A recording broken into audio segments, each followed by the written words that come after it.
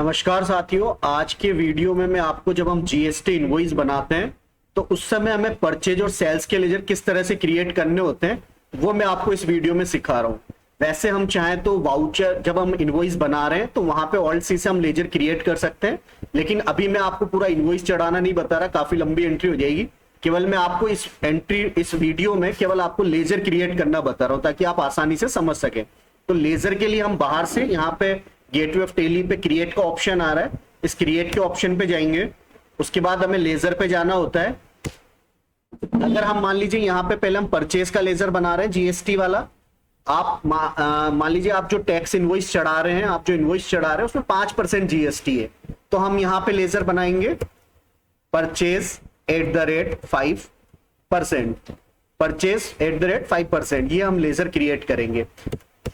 Purchase को आप group purchase ही देंगे, यहां से ग्रुप से सेलेक्ट करना है, पी दबाना है और इधर से परचेज सेलेक्ट कर लेना है। यहां पे देखिए cost centre are applicable option yes हो रहा है, इसको आप नो कर दें। जीएसटी एप्लीकेबिलिटी आपको इसको एप्लीकेबल रखना है, यस रखना है, यानी एप्लीकेबल रखना है। ये एचएसएन डिटेल्स वगैरह जो एचएसएन कोड वगैरह होता है ये हमें प्रोडक्ट में डालना है, स्टॉक आइटम में डालना है। परचेज सेल्स में आपको ये डिस्क्रिप्शन और एचएसएन कोड डालने की जरूरत नहीं है। इसके बाद जीएसटी रेट डिटेल्स, इसमें आपको लेना है स्पेसिफाई डिटेल्स हियर, यहां से सेलेक्ट करना है स्पेसिफाई डिटेल्स हियर, और यहां पे टैक्सेबिलिटी टाइप में आपको टैक्सेबल लेना है। यहां आपको जीएसटी का रेट डाल देना है, क्योंकि हम 5% वाला बिल चढ़ा रहे हैं, 5% लिया है तो यहां हम 5% डाल देंगे। ठीक है, अब आपका बिजनेस, आप जो बिल बना रहे हैं वो गुड्स से रिलेटेड है, माल खरीद रहे बेच रहे हैं या कोई सर्विस खरीद रहे बेच रहे हैं। अगर आपका गुड्स से रिलेटेड है तो आप यहाँ पे गुड्स सेलेक्ट कर लेंगे। मान लीजिए हमारा गुड्स से कोई सामान है तो हमने यहाँ पे गुड्स सेलेक्ट कर लिया और एंटर करके आपको इसको सेव कर देना है। तो ये आपका परचेज का लेजर क्रिएट हो गया। अगर मान लीजिए हम परचेज का 18% कोई हमारा बिल है जिसमें 18% है, जो बिल जीएसटी वो 18% है, तो हमें लेजर बनाना पड़ेगा परचेज @18%, शिफ्ट के साथ @18%। वही परचेज ही ग्रुप देना है हमें, कॉस्ट सेंटर नो ही रखना है, जीएसटी एप्लीकेबिलिटी को एप्लीकेबल रखना है, और यहां पे आना है हमें नीचे जीएसटी रेट डिटेल पे स्पेसिफाई डिटेल्स हियर करना है, टैक्सेबल रखना है। यहां जीएसटी रेट में हमने डाल दिया 18, यहां हमने ले लिया गुड्स और एंटर करके हमें सेव कर देना है। तो ये दोनों हमारे परचेज के लेजर क्रिएट हो गए। अगर हम कोई सेल्स की एंट्री कर रहे हैं, एंट्री चढ़ा रहे हैं सेल्स की, तो हमें सेल्स के लेजर बनाने पड़ेंगे। उसका एग्जांपल बता देता हूं मैं आपको। मान लीजिए 5% वाला है तो सेल्स @5%, सेल्स को वही ग्रुप देना है आपको, सेल्स अकाउंट, कॉस्ट सेंटर को वही नो कर देना है आपको, जीएसटी एप्लीकेबल रखना है, एचएसएन कोड नहीं डालना है आपको, यहाँ पे प्रोडक्ट में स्टॉक आइटम में डालना है HSN code, specify details year को यस कर देना है। यहाँ पे टैक्सेबल लेना है, यहाँ जितना 18% है तो हमने 18 डाल दिया, यहाँ हमने गुड्स ले लिया और एंटर करके आपको सेव। अगर आपका सर्विस बिजनेस है, सर्विस सेल परचेज कर रहे हैं तो वहां पे आपको गुड्स की जगह सर्विस सेलेक्ट करना है। एक 18% का बना के दिखाता हूं मैं आपको, सेल्स @18%, वही सेल्स अकाउंट ग्रुप देना है, जीएसटी एप्लीकेबल रखना है, यहां लेना है लास्ट में जीएसटी रेट्स में स्पेसिफाई डिटेल्स ईयर, टैक्सेबल और 18%, यहां लिया मैंने गुड्स। ठीक है, तो ये परचेज और सेल्स के दोनों हमारे लेजर क्रिएट हो गए। अब जब हम बिल के एंड में, हम आखिर में हम जीएसटी जोड़ते हैं, तो जब हम माल खरीदते हैं तो इनपुट वर्ड लगाते हैं जीएसटी के आगे, और जब बेचते हैं तो आउटपुट लगाते हैं। जब हम अपने स्टेट के स्टेट में, अगर इंट्रा स्टेट हमारा ट्रांजेक्शन है, स्टेट के स्टेट में माल खरीदते बेचते हैं तो उस पर सीजीएसटी और एसजीएसटी लगता है। अगर हम अदर स्टेट से माल खरीदते बेचते हैं तो वहां आईजीएसटी लगता है। अगर अपने स्टेट के स्टेट में माल खरीद रहे बेच रहे हैं तो सीजीएसटी और एसजीएसटी लगेगा, अदर स्टेट में खरीद रहे बेच रहे हैं तो आईजीएसटी लगेगा।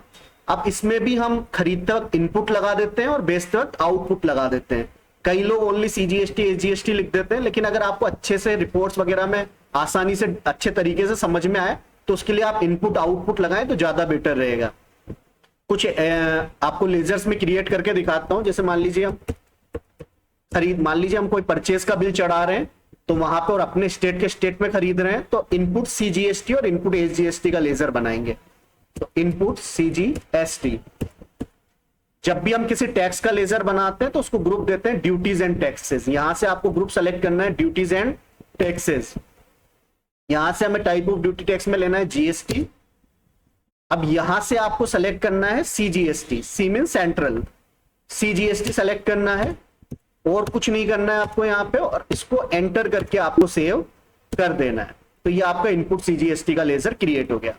एक बना लेते हैं हम इनपुट एसजीएसटी। वही ड्यूटीज एंड टैक्सेस ग्रुप देना है, यहां से जीएसटी सेलेक्ट करना है, यहां से हमें एसजीएसटी ऑब्लिक यूटीजीएसटी ये सेलेक्ट करना है। एस मीन्स स्टेट और यूटी मीन्स यूनियन टेरिटरी, अगर केंद्र शासित प्रदेश है तो ये वाला ऑप्शन हमें सेलेक्ट करना है और एंटर करके सेव कर देना है। तो ये हमारे इनपुट सीजीएसटी और इनपुट एसजीएसटी के लेजर बन गए। अगर हम सेल का बिल चढ़ा रहे हैं तो हम बनाएंगे आउटपुट सीजीएसटी। वही ड्यूटीज एंड टैक्सेस में डालना है, जीएसटी लेना है, यहां पे सीजीएसटी हमें लेना है और एंटर करके सेव कर देना है। आउटपुट एसजीएसटी बनाना है,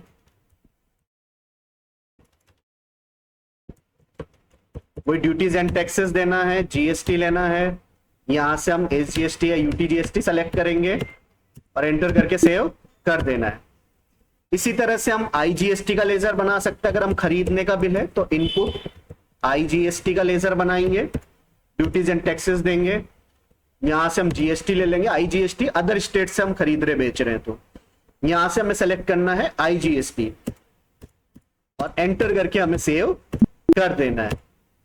अगर बेचने का है, अदर स्टेट में हम सेल कर रहे हैं तो हम बनाएंगे आउटपुट आईजीएसटी।